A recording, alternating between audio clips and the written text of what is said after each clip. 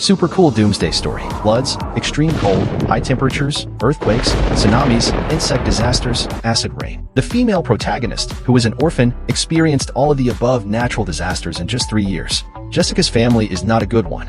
The little girl can smile at others, but she can also kill them. Jessica had encountered people like this in her past life.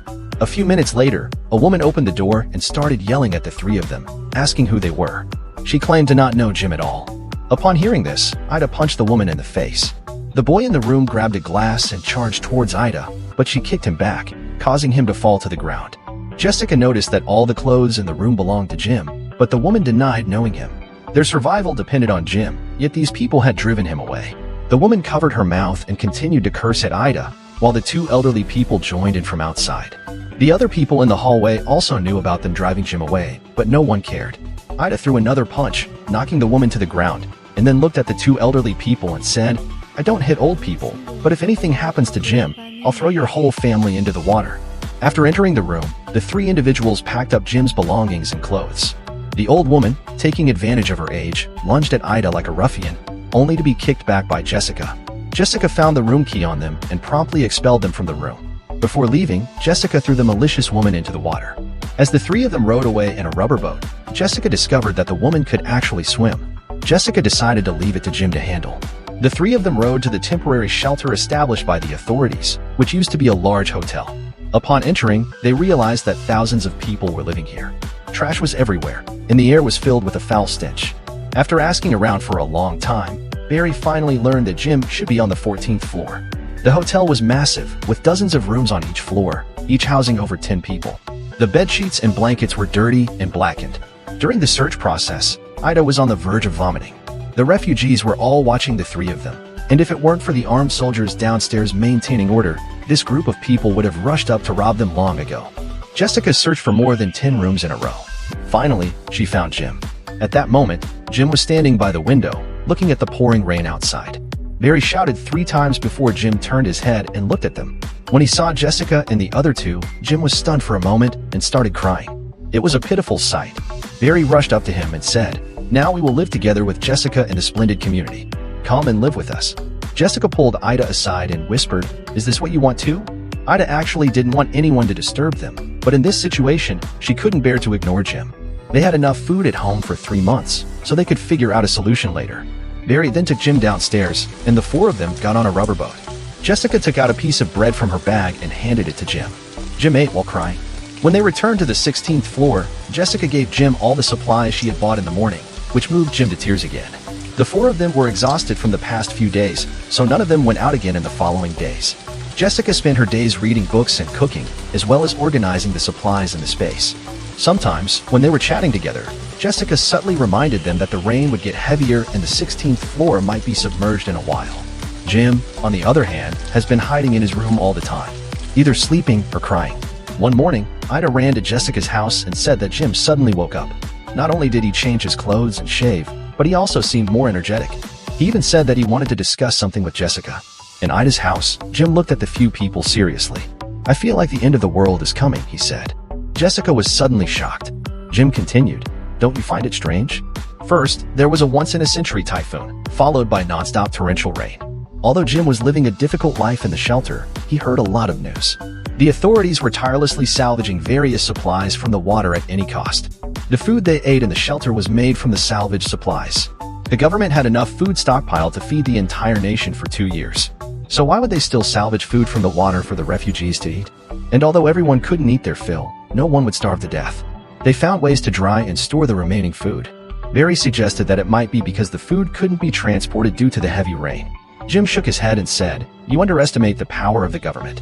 Based on past experiences, if it was only a disaster in the South, the government would have provided assistance long ago. So this should be a national or even global catastrophe. This is the end of the world. Even if the future floods recede, the world cannot return to normal in a short period of time. This is the main reason why the official is anxious to salvage and store supplies." After listening to Jim's analysis, Ida and Barry also started to worry. Should they go salvaging for more supplies? Jessica directly refused. The flood has already reached the 4th floor. Even professional divers can't do anything. It's better to think of a solution on the water, like finding some special items to exchange for food with others. Jim is originally a salesman. After hearing Jessica's words, Jim instantly understood. Besides food, the most valuable thing in the bedroom is medicine. Jim said, "Our company is too far away. It's difficult to row a rubber boat over. Even if it's a motorboat, we don't have enough fuel. There must still be a lot of medicine in our company's exhibition area. Moreover, they are not the only pharmaceutical company there. If they can really find medicine, it will be a big gain for them." So, Jessica went to find Aster.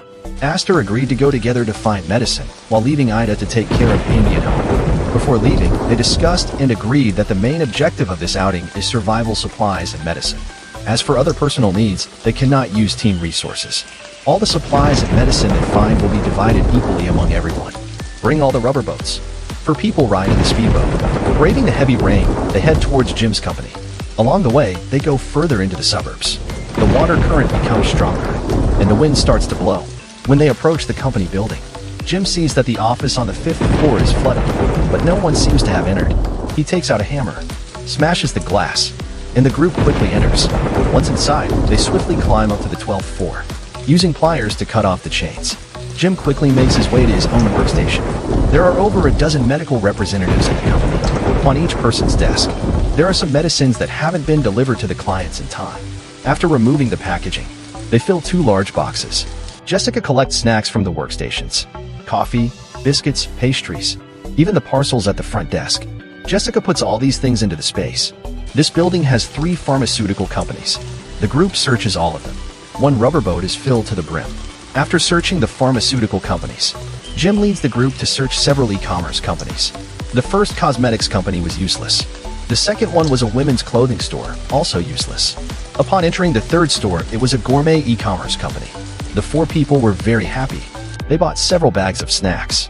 In order to save time, Aster suggested that each person be responsible for searching on different floors.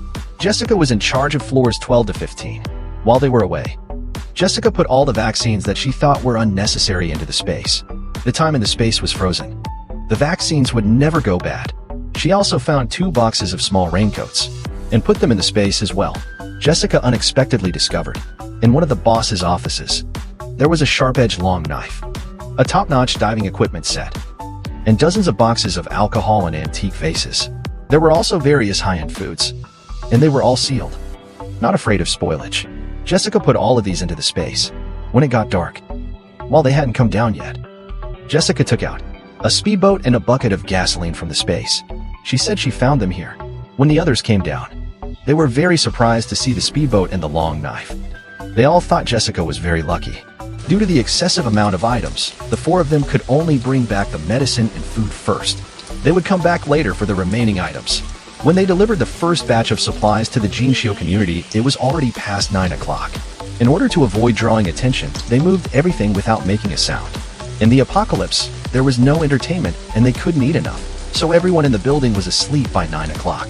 On the second trip to retrieve the remaining supplies, Jessica and Ida were asked to stay behind and organize and categorize the items and medicine into 4 portions. After 3 consecutive trips, Aster and Barry finally brought back all the supplies. When they returned to the Jinshio community, it was already 1 o'clock in the morning. After sorting the supplies overnight, everyone was extremely satisfied. It would be enough for half a year. They slept until noon the next day, and Jessica finally woke up. She took out a few hearty meals from the space and prepared to treat herself. After eating and drinking to her heart's content, Jessica walked into the space and was stunned by what she saw. The space had doubled in size. The small 2-bedroom had turned into a large 4-bedroom, and even the garden on the balcony had doubled in size. Although she was pleasantly surprised, Jessica still didn't understand why the space had become larger. The countdown in the living room had also increased to 36 hours, which meant that Jessica could stay in this space for 36 hours without leaving. Jessica began organizing the supplies again. She noticed that the antiques she had collected in the chairman's office last night were missing. Could it be that the antiques had expanded the space? Stepping out of the room, Jessica lay down on the sofa, pondering the reason. At that moment, Jim arrived. Jim woke up and saw that the water level had risen again, further confirming that it was the apocalypse. He walked into the living room and said to Jessica that there were 2 more buildings next to their company's main building. He wanted to go and take a look. Jessica, of course, happily agreed, as finding the antiques would allow them to continue upgrading the space. After some discussion among the group, everyone agreed, and they immediately set off. This time, when they went out, they didn't start the motor of the speedboat, but slowly paddled out of the city relying on the water current. However, They didn't expect that they would still be followed. When they passed between Building 8 and Building 9, a rope suddenly pulled up.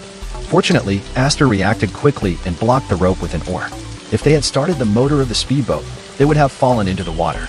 Seeing that the rope was ineffective, several men with weapons suddenly rushed out from the two buildings. Jessica drew her long knife and chopped off one man's arm. The knife was so sharp that Jessica then aimed for another man's neck and killed him. Killing one person was not enough to deter them. The residents of other units in the community have been keeping an eye on the 16th floor for days. Although not many people rushed out, there were definitely many people watching from the shadows. As long as Jessica and the others showed any mercy, they would be robbed and killed by this group of people. The group took out their weapons and injured 5 or 6 of them. Watching the remaining fleeing individuals, Jessica said they should chase and kill them all, or else they would be ambushed. Jim immediately rowed the boat, and Aster used a nail gun to shoot at them. Soon, all of them were dead. Barry was concerned about the danger at home and wanted to turn back, but Jessica stopped him. Going back now would only tell them that we are afraid. After I go out again, they will definitely rush up to the 16th floor. Aster patted Barry's shoulder and comforted him. The 4 of them paddled out of the city and started the engine. When they were halfway there, Jessica saw Eric with 7 or 8 people through the telescope, driving a motorboat filled with supplies. When the two groups passed each other, Eric showed a smug smile. Jessica ignored him and felt a little uneasy. Sure enough, when they arrived, the remaining 2 buildings had already been searched, and the extent of the damage indicated that more than one group of people had come. Jim was very disappointed, but Jessica reassured him that it was okay. What we need most now is not food.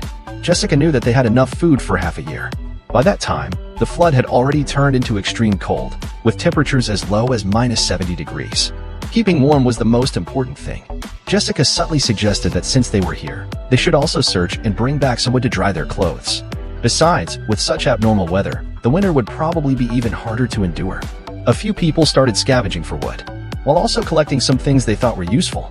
Jessica found a jewelry company and put all the jewelry into the space. It was only a little past 9 o'clock when they returned to the Jinshio community this time. After a day of fighting, everyone was afraid of the 16th floor. After moving the wood to the 16th floor, Jessica immediately went into the space. However, with so much jewelry, it only increased the area by 10 square feet. It seems that the quality of the jewelry company's products is really poor. They're all deceiving people.